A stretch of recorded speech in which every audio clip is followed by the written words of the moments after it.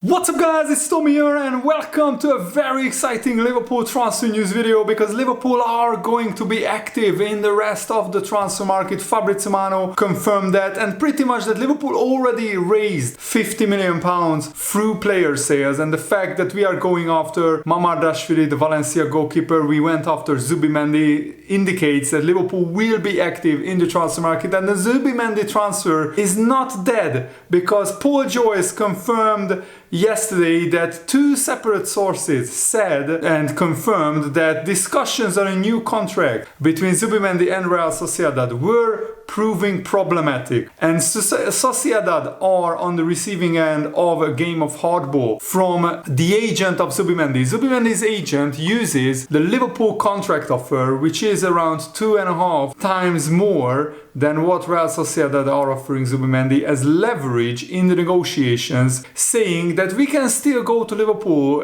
because it's Zubimendi who said no to Liverpool, and if they want to revive the transfer, I think there is a scenario where Liverpool could be persuaded to go after again their first choice transfer target, even though maybe some Liverpool fans think a good riddance to Zubimendi, it serves him right for rejecting Liverpool. But I think if Arne Slot and the Liverpool recruitment team thinks that Zubimendi is the perfect player or number one target for Arne Slot's system, then we should go back in for him if they can't agree a new contract. Because remember, if Zubimendi agrees a new contract with Real Sociedad, they will increase his release clause as well, and Liverpool won't go near Zubimendi in that case, of course. But there is a scenario where Liverpool could re-enter talks with Zubimendi, because the agent of Zubimendi showed to Real Sociedad that what Liverpool offered as a wages for Zubimendi is almost 3 times as much as what Real Sociedad are offering, and maybe Real Sociedad even offered a lowball offer. And in this video we will talk about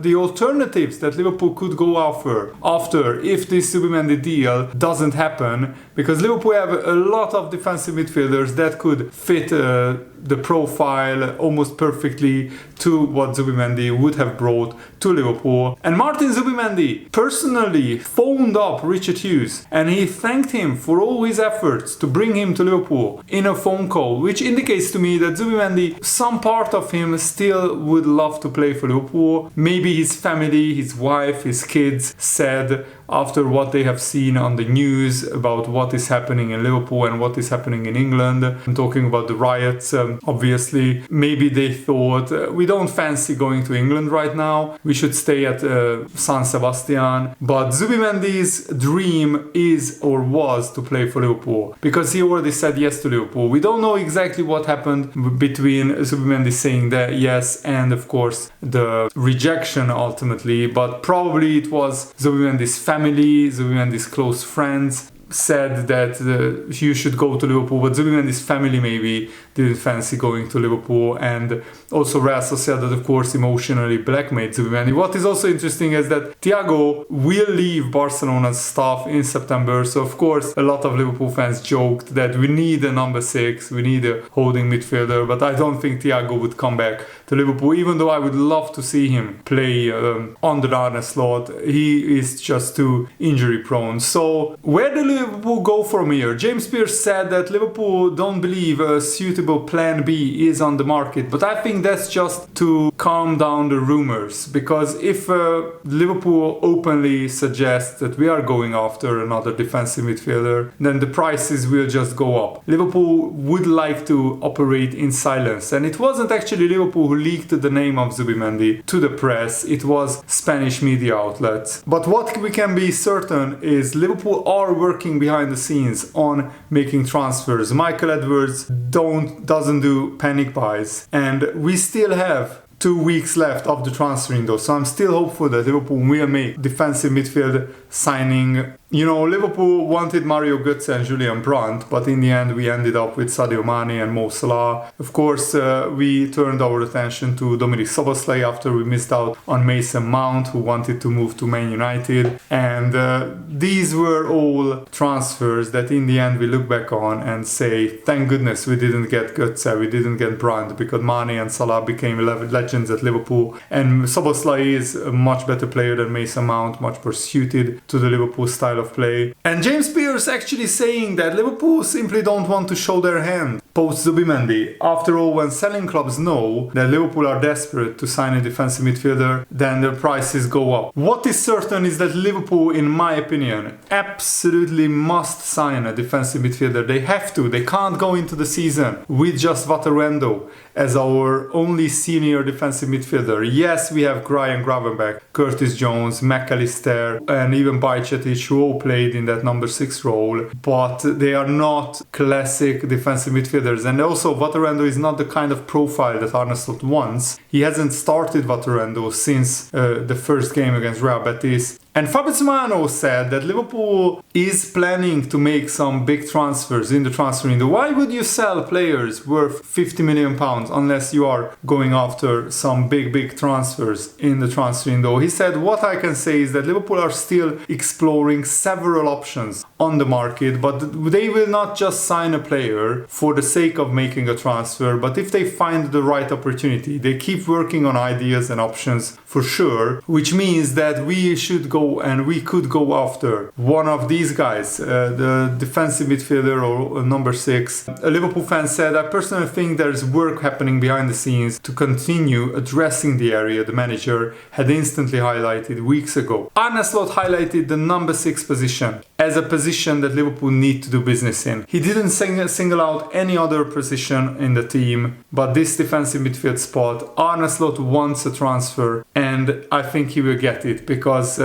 surely Liverpool won't go into the new season not making a transfer to help the new manager. And Liverpool are already around £50 million in transfer income this window. So our net spend is plus 50 million. We didn't sign anyone yet, and we sold players worth 50 million. We sold Fabio Carvalho, Bobby Clark, plus we pocketed hefty, pretty big sell-on fees for Dominic Solanke, Grabara, Luis Alberto and Liam Miller. So if you total that up, it's 50 million. Plus, Liverpool are in the process of maybe selling Sepp van den Berg, Nat Phillips, Reece Williams, Tyler Morton, Ben Doak. If you sell all of these players, you could pocket another 50 to 60 million. So imagine if Liverpool don't sign anyone, but get £100 million in transfer sales. The fans would absolutely not accept it. Also, Arne Slot would feel very harshly treated by the owners. And what message does that send to Virgil van Dijk, Mo Salah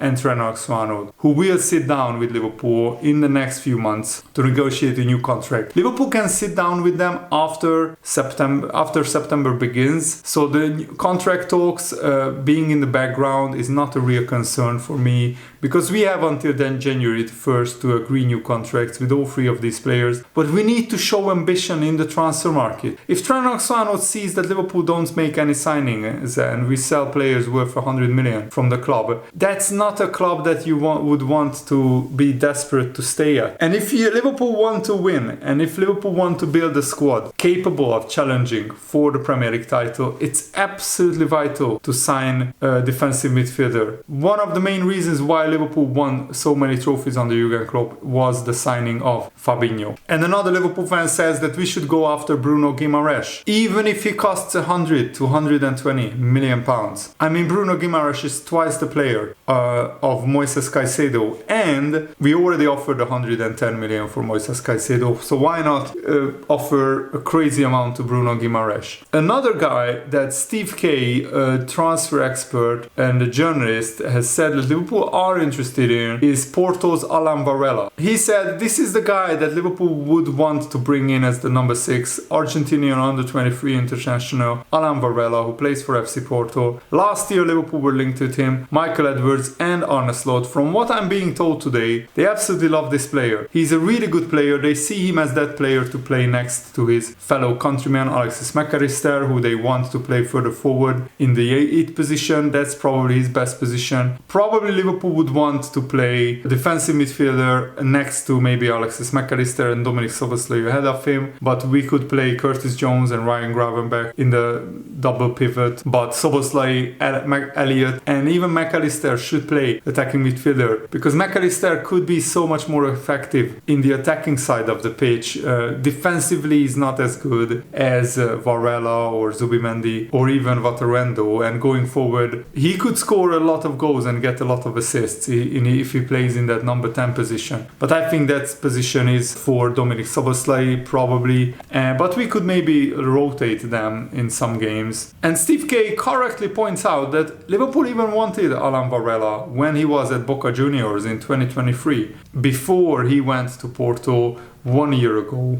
And Liverpool scouted Varela last season when he was playing for Porto. He would give Arne Slot a proven specialist number 6 who could hold down the role for Liverpool for a number of years. He's only 23 years old, and his ball distribution is among the best around Europe. His 87.7% pass completion rate and also a match average of 7.1 progressive passes ranks him among the top 13% of midfielders in Europe's main leagues for both metrics, for pass completion and progressive passes. So Varela definitely is a viable candidate, and he's only 23 years old, as you can see. He's from Argentina, so we already have McAllister as a fellow Argentinian. His market value is around 35 million euros, but even if he costs 50 million euros, that's like 42 million pounds. I think he would be a really good transfer for Liverpool. He's 177 centimeters tall, so not a giant, but just about tall enough to play in a defensive midfield role. He can play mainly as a defensive midfielder, but he can play as a box-to-box midfielder. Here are his statistics. He played 157 games of senior football, scoring 4 goals and getting 7 assists. All of those goals and assists came as defensive midfielder, and he already has Champions League experience as well. He's the archetypical defensive midfielder who is excellent at breaking up attacks and uses the ball intelligently. How good is Varela under pressure? Because Arne Slot loves players who are press resistant, and that's why we were going after Zubimendi, because he is press resistant like crazy and he can pass the ball very well under pressure. How good is Varela in that department? But Liverpool need to compromise if Zubimendi is not coming. Adam Wharton is another player, but he only had half a season of a great half a season at Crystal Palace, and Crystal Palace would ask for something crazy. I think he's too young and too raw to be Liverpool's main defensive midfielder. Ezequiel Palacios, what a player for Bayer Leverkusen. He was a legitimate target for Liverpool in previous transfer windows, but he just signed a new contract with Leverkusen last summer. So it will be difficult if Liverpool go after Palacios. Probably that's why we haven't been linked with him too much, because he has a long contract, 4 more years.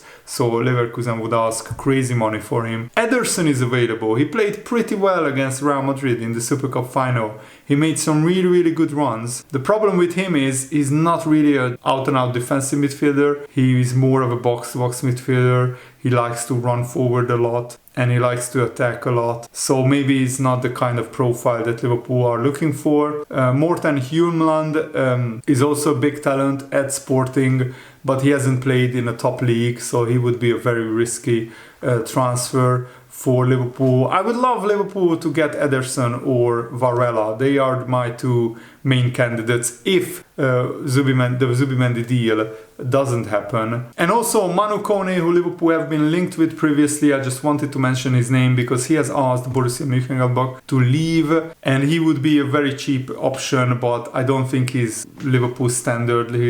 I don't think he's good enough. Gladbach are currently expecting 25 million euro offers for him. That's around 18 or 19 million pounds. So he would be a pretty cheap transfer compared to other players. Yeah, Liverpool should go for a higher caliber of a player. And Fabrizio Romano and Paul Joyce have confirmed yesterday that Bobby Clark was sold to Red Bull Salzburg for 10 million pounds in the end. Considering the first offer was 6 million from Salzburg, we almost got double of that. 10 million plus a 17.5% sell-on clause as a package is a pretty good deal for Liverpool. And we also have a first refusal on the player, which means that if anybody else bids for Bobby Clark in the future, Liverpool can bid for him as well, and of course we get a nice 17.5% discount, but I'm not sure Bobby Clark would want to come back to Liverpool in the future. Even if he doesn't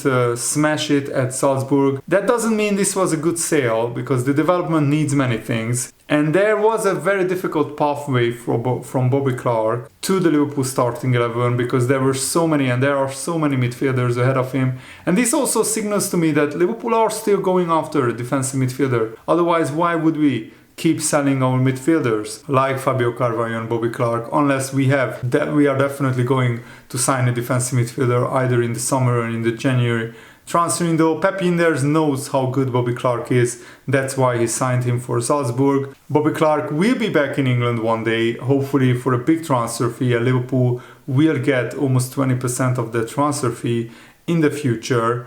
So Liverpool could get a good payday out of this deal. But what is certain is that Bobby Clark needs to play right now. The alternative was for Liverpool to loan out Bobby Clark and then hope that he develops well, increases his transfer value. But also there is the possibility that Bobby Clark gets loaned out, he has a bad loan spell, he has a bad season, his value decreases, and then you lose out on a lot of money. So Liverpool thought 10 million plus a 17.5% sell-on clause is a good deal, and you can't develop and keep every young player. Liverpool did remarkably well with the youth academy, with Kwanzaa, Conor Bradley, Trent Alexander-Arnold, Curtis Jones, Harvey Elliott. All of these young players that we either are from the youth academy or we signed them very, very young. Harvey Elliott joined when he was 16 years old. And I mean, Fabio Carvalho, we signed him for like 5 million from Fulham and we sold him for 27 million. So Liverpool will sell a lot of their young players, because you have to be developing into a world-class player to even be in the Liverpool squad when you are 25, 26, 27 years old. And realistically, not all of the young players will become world-class. Some of them will be sold, and we just have to accept that reality. I really hope that you guys enjoyed this video. Thanks for watching. Have a nice day. See you later. Goodbye.